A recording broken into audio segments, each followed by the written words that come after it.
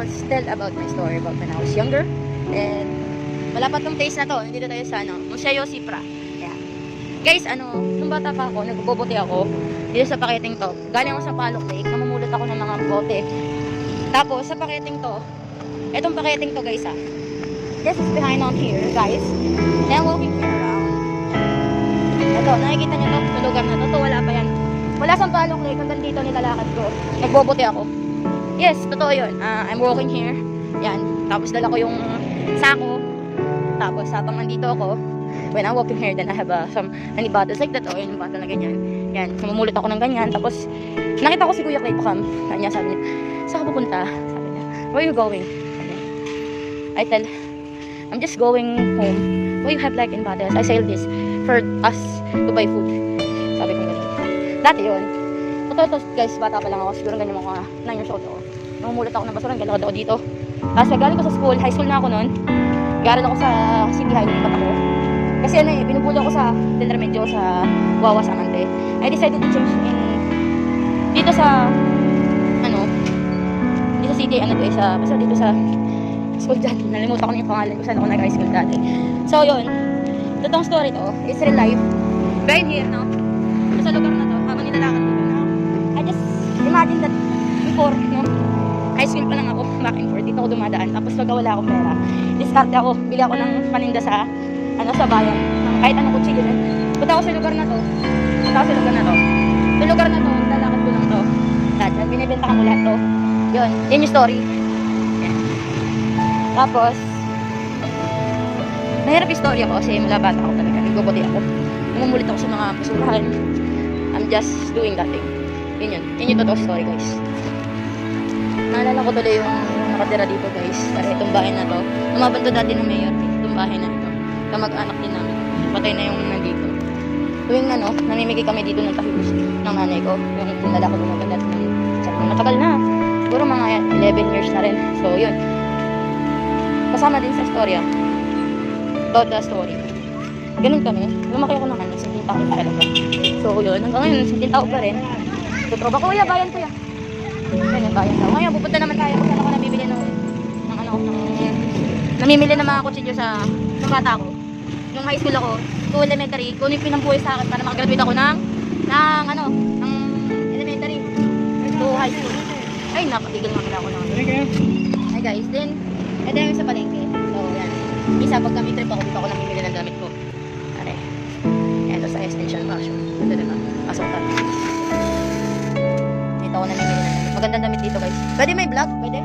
Mag-vlog lang, mag-vlog. Ayan, diba? Ang ganda damit dito, matagal na tong shop na to guys. Kakaiba mga damit dito. Mura na, magagandang quality pa. Cotton talaga. Hindi diba? Yan guys, oh. Ito, matagal na to. Mga siguro since 17 years na rin. Ayan, ito yung mga trip ng damit ganito. Kasi, open pa to dati yung ba? Ayan, open pa yun. Hindi para kasi anong po dati open to eh. Tapos papasok din. Okay. Ngayon iba na. Sorry. Ganda oh. Diba? May quality yun guys. So, lagay ng computer kayo. Ayan. Actually ito ah. Wow. Mahal mo. Ito. Abay. Pendant. Sa kuko. Sa bra. Lagay sa dibdib. Sa nipol. Yan yung mga malaking dibdib yan o. Maganda naman dito guys. So, pupunta naman tayo kung saan ako namimili ng kutsilyo. After ko sa school. Pagkawas ko, high school ako. Tumigil kasi ako sa kanya. Nag-aaral ako sa Dizon High. So, let's go. Lang process ng pagiging madali ng buhay. Madali naman talaga yung buhay guys. Kasi, kailangan talaga dumaan kayo sa proseso. Sorry guys. Proseso na paano mo gagampanan lahat yung isang bagay. Yan, nilalakad ko talaga yung tayo dito sa mall. Yan sa mall na yan. Diyan. Short ka tayo dyan. Yan. Yan, mga gawain ng mga ayos. Ganun din yung ginagawa ko. Pagka ito boy, parang hanggang ngayon. Ito. Paghapon, dito ako namimili ng manok. Sarap ang manok nila. Ate, sorry ate. Sarap yung manok. Kakaiba diba? Kasi yung buo pa yung manok. Yan ako namimili ng high school ako. Tapos yung palagay. Sorry po, sorry. Palagay. Yung palagay ko lang. Sarap diba? Buo. Sarap diba? So, magkano po? Pwede makabili ba? Hindi malaki. Wala po. Walang 10 sila.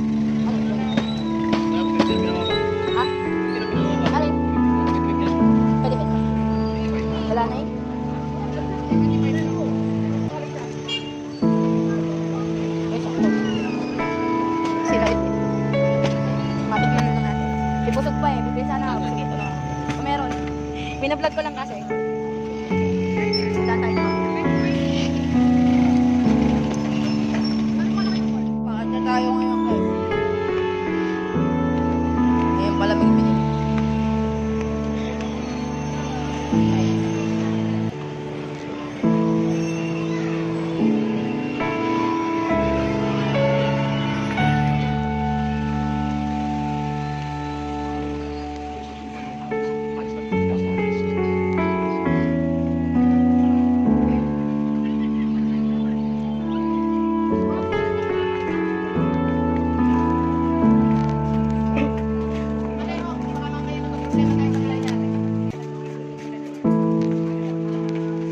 Hello?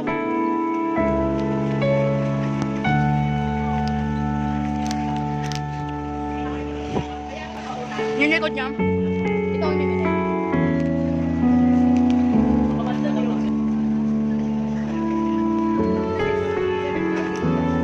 Tapos yung bata ako.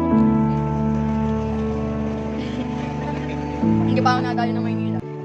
Itong area ko, itong area ko. Itong area to, dito ako nagtitinda ng kutsilyo. Itong area to, yung bata pa ako. Lahat yung binibenta ko ng kutsilyo. Kaya lahat yan. Nakikita nyo yung nakikita ko? Lahat yung binibenta ko ng kutsilyo yan. Oo, high school ako.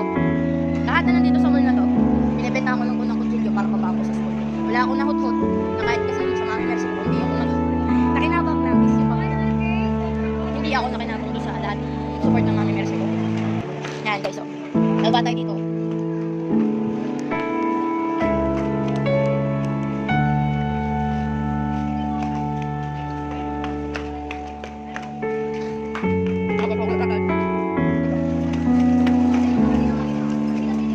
Ito matagal na tong pwesto niya. Pag galing ko dito, namimili ako ng laruan. Tapos ano, nadala ko sa bahay. Yung bata ko. Kasi ito pagka tuwing Christmas, yung bata ko na. Yung lahat, hindi ko alam kung tanda ko lang. Matanda na si madam. Humingi ako dyan ng kumasko. Ayan, medyo na. Bata pala ako dito. Natakbo, tapos nangingi ako dito. Wala akong bago sa school. Ito ako natakbo. Ayan. Kita mo? Kita niyo ha? Mga bago na mga tao dito pero ayan o. Ay madam. Hello. Ayun. Matanda na din. Yung isa, pagka wala akong bago sa school talaga dito ako natakbo. Tapos bibenta ko sa ikot ko pang palengke ko. High school ako nun. Hindi kasi wala ako binibigyan ng tamang baon. Nagpalaki sa akin eh. Kaya ito, makikita nyo ngayon kung talaga ito kung buhay ko. Talaga. Kung namimili ng paninda, kami. Dito dito. Kaya sa kabila. Pupunta kami dito. Pero di lagi. Not twice. Sa kabila kami namimili dito. Ito yung unang-una. Ito yung namimili ng gamit sa school. Tingnan natin. Ay, siya pa rin. Sila pa rin. Okay lang, vlog. Okay lang, vlog. Vlog lang. Vlog, vlog. Okay. Ito, dito. Vlog. Vlog, vlog. Okay. Ito, guys. Dito ako namimili ng notebooks. Tapos dito, guys, namimili ako ng kutsilyo dito. Yung kitchen knife. Dito yun, guys. Ito yung lugar kong per box kami kung mamili kami ng kuya ko. And ito yung nagpag-graduate sa akin ng high school. Elementary. Ako kasi yung unang nagalan. Nagtitinda or ginagin.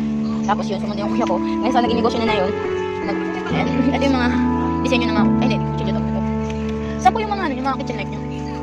Ay, doon sa Bugata. Nagbago na kasi dati dito eh. Sobrang tagal na kasi, 10 years. Pinablog ko lang eh. Ayan. Ito guys, oh, marami siya ng pellet ka. Puro laruan na to. Wala na yung mga kitchen knife. Dati dito ang dami nito eh. Dito nakapwesto. Wala na yung kitchen knife dati. Dito ko pa rin ah. Kitchen knife, tagal na nito. Yan natin. Yan, tagal na natin. Yung mga kitchen knife na ano, pakete. Ginawa kayo. Anyway, mabenta kasi. Marami na kasi nagtitinda ng ganun. Hindi binablog ko lang po. Okay lang, thank you. Ayun! Sinasabi ko pare. Ito sinasabi ko. Hindi kahit yung na example lang. Ay, ito yun. Ito yung mga binibenta ko dati. Yung mic na yan. So, yung isa, wala kasi yung isa guys eh. Yan, yung, hindi ko binibenta, wala yan eh. Ito, yan, binibenta namin. For example lang yan. Sige, yun, balik mo na. Para makita lang. Yan, pagka kayo bibili, dito. Pag bibili kayo dito. Aray! Thank you po. Yan, ba? The best. Yan tayo. Siya, thank you po. Okay, second versa. Wala kasi dito, oh. Sabi na second. Dito kami. Maganda na yung quality doon. Pasukin natin.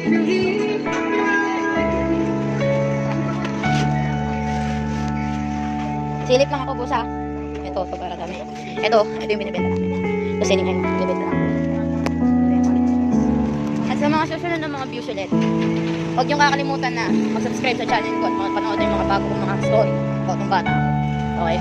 Kaya, sa inyo, mag-subscribe na kayo dahil ito ang totoong story ako.